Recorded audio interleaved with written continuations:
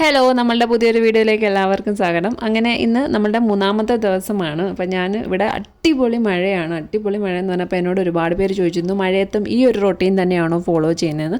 അതേ, മഴയായാലും വെയിലായാലും ഞാൻ സ്ഥിരമായിട്ട് ചെയ്യുന്ന കുറച്ച് കാര്യങ്ങളുണ്ട്. അതാണ് ഈ വീഡിയോയിൽ മെയിൻലി ചെയ്യുന്നത്. ഇവിടെ ഇന്നത്തെ ദിവസം ഭയങ്കര മഴയാണ്. അപ്പം മഴയാണെങ്കിൽ ഉണ്ടാകുന്ന ആകെ ഒരു ഗുണമെന്ന് പറഞ്ഞു കഴിഞ്ഞാൽ തല അധികം സ്വെറ്റ് ചെയ്യത്തില്ല, അധികം വിയർക്കത്തില്ല. അതുകൊണ്ട് തന്നെ ചില കാര്യങ്ങളൊക്കെ നമുക്ക് സ്കിപ്പ് ചെയ്യാൻ പറ്റും. എന്നാൽ ചിലതൊന്നും നമുക്ക് ചെയ്ത് കൂടാത്തതുണ്ട്. അപ്പോൾ അതാണ് പറയുന്നത്. അപ്പോൾ വീഡിയോ തുടങ്ങുന്നത് തന്നെ നമ്മളുടെ നമ്മുടെ ആ ഒരു ഡയറ്റ് ഉണ്ടല്ലോ, അത് ഞാൻ സ്ഥിരമായിട്ട് ചെയ്യാറുണ്ട്. അപ്പം അതാണ് ചെയ്യുന്നത്. അപ്പോൾ ഇതിൻ്റെ ഒരു ബെനിഫിറ്റ്സ് ഞാൻ 2 വീഡിയോയിലും എടുത്തു പറഞ്ഞിട്ടുണ്ട്. നമ്മളെപ്പോഴും നമ്മളുടെ ഹെയർ ആയാലും സ്കിന്നായാലും കെയർ ചെയ്യുമ്പം നമ്മൾ കുറേയൊക്കെ വാരി തേച്ചതുകൊണ്ട് മാത്രം നമുക്ക് പറ്റത്തില്ല. നമ്മൾ കഴിക്കുന്ന ഫുഡ്, അതായത് നമ്മൾ ഇൻടേക്ക് ചെയ്യുന്ന ഫുഡിനെ കൂടെ ഡിപ്പെൻഡ് ചെയ്തിരിക്കും നമ്മളുടെ ഒരു ഇതെന്ന് പറഞ്ഞ്. ഇത് ഞാൻ കാണിക്കുന്നത്, എന്നോട് ഒരുപാട് പേര് ചോദിച്ചിട്ടുണ്ട് മുടി ഇങ്ങനെ വാരി കെട്ടിക്കൊണ്ട് എങ്ങനെയാണ് ഹെൽമെറ്റ് വെക്കുന്നത്, കാരണം ഇത്രയില്ല. അപ്പോൾ ഞാൻ കുറച്ച് താഴെയൊക്കെ അപ്ലൈ ചെയ്തിട്ടാണ് കെട്ടുന്നത്. അങ്ങനെ വീഡിയോയിലേക്ക് പോകാം. അപ്പോൾ ഇന്ന് ഹെയർ അധികം വിയർത്തിട്ടും ഒന്നുമില്ല, എന്നാലും ഞാൻ മുടി നല്ലതുകൊണ്ട് ഡീടാങ്കിൾ ചെയ്തിട്ടേക്കുന്നത് കൊണ്ട് അതങ്ങനെ നല്ല വൃത്തിയായിട്ട് കിടക്കും. അപ്പോൾ ഹെയറിൻ്റെ ഷൈനിങ് എന്ന് പറഞ്ഞു കഴിഞ്ഞാൽ ഞാൻ ഇതുപോലുള്ള കൊച്ചു കൊച്ചു പാക്കുകളൊക്കെ ചെയ്ത് തന്നെ ഉണ്ടായതാണേ.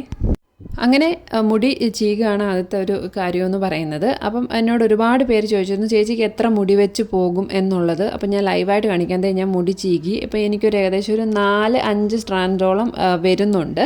അത് നോർമലാണ്. അപ്പോൾ ഇന്നത്തെ ഒരു ദിവസം എനിക്ക് ഇനിയിപ്പോൾ ഇതേ കാണത്തുള്ളൂ. ഇനിയിപ്പോൾ എപ്പോൾ ചീപ്പിയാലും 1-2 അത്രയും കൂടെ കാണത്തുള്ളൂ. അപ്പോൾ അത് ഹെയർ ഫാൾ നമുക്ക് നോർമലാണ്. അപ്പം എനിക്ക് ഹെയർ ഫാൾ ഇല്ല എന്ന് ഞാൻ ഒരിക്കലും പറയില്ല. എനിക്ക് ദിനവും ഇത്രയും രീതിയിൽ പോകാറുണ്ട്. അപ്പോൾ അതിനുശേഷം ഞാൻ വീണ്ടും മുടി നല്ലതുപോലെ ചെയ്യുകയാണ്.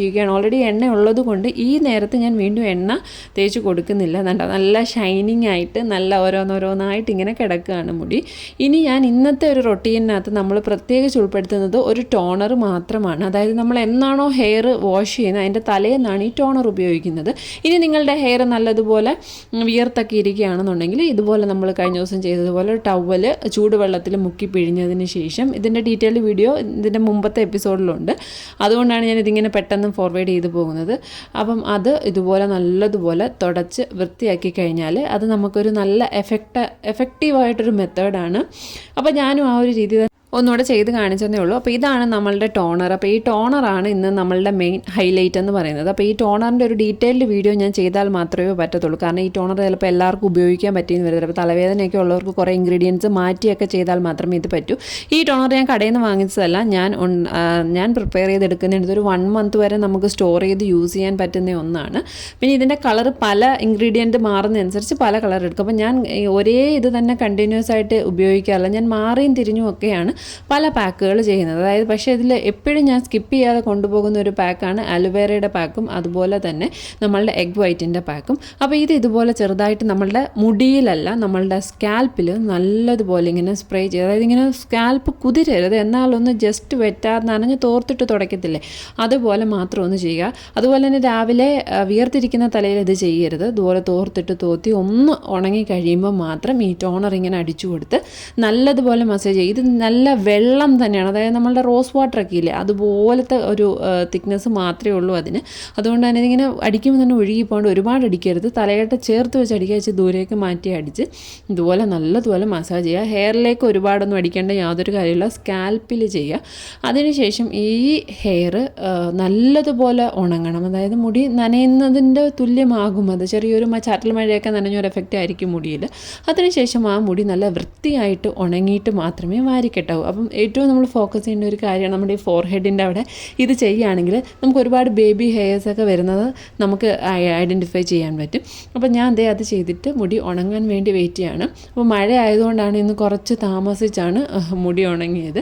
അപ്പോൾ കാരണം ഇത് നനഞ്ഞ മുടിയല്ലേ, ഇത് ഉണങ്ങാൻ പ്രത്യേകിച്ച് എൻ്റെ ഉള്ളിലോട്ടൊക്കെ ഉണങ്ങാൻ ഭയങ്കരമായിട്ട് ബുദ്ധിമുട്ടാണ്. അപ്പോൾ ഉണങ്ങുന്നില്ല ഒരു ഫാനിൻ്റെ കീഴിലേക്ക് മുടി തിരിച്ചിട്ടിട്ട് വേണമെങ്കിൽ ഉണക്കാം. ഇനി ഞാൻ ഡയറ്റിൻ്റെ കൂടെ പറയാൻ വിട്ട മറ്റൊരു കാര്യമാണ്, നമ്മൾ സ്ഥിരമായിട്ട് നല്ലതുപോലെ വെള്ളം കുടിക്കണം. അതെന്ന് വെച്ച് കഴിഞ്ഞാൽ ഒരു ദിവസം 8 ലിറ്റർ വെള്ളം കുടിക്കണമെന്നല്ല, ആവശ്യത്തിനുള്ള വെള്ളം നമ്മൾ സ്ഥിരമായിട്ട് കുടിക്കണം. അതും വളരെ ഹെൽപ്ഫുള്ളായിരിക്കും. അപ്പം ആ ഒരു ഇത് ഞാൻ പറയാൻ വിട്ടുപോയിരുന്നു. അപ്പോൾ നമ്മുടെ ആ ഡയറ്റ് ഫോളോ ചെയ്യുന്നവർ അതുകൂടെ ചെയ്യുക. അതുപോലെ തന്നെ ചിയാ സീഡ് കിഡ്നി സ്റ്റോൺ ഉള്ളവർ ഉപയോഗിക്കാതിരിക്കുന്നതാണ് നല്ലത്, അത് ഞാൻ റെക്കമെൻഡ് ചെയ്യുന്നില്ല. അപ്പം മുടി വേണ്ട ഏകദേശം ഒന്ന് ഒക്കെ ഇട്ട് നോക്കുമ്പോൾ നമുക്കറിയാം ഒന്ന് ഉണങ്ങിയിട്ടുണ്ട്.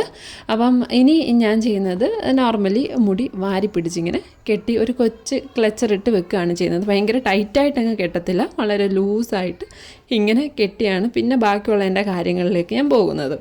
അപ്പോൾ എപ്പോഴും നമ്മൾ കഴിക്കുന്ന ആഹാരം കൂടി നമ്മൾ ശ്രദ്ധിക്കണം. ഹെയർ ആയാലും സ്കിന്നും കെയർ ചെയ്യുന്നവരെല്ലാം നമ്മുടെ ഡൈജഷനൊക്കെ പ്രോപ്പറാവും. അയ്യോ ഇത്രയും ചെയ്തപ്പോഴത്തേന് ഞാൻ കുഴഞ്ഞു.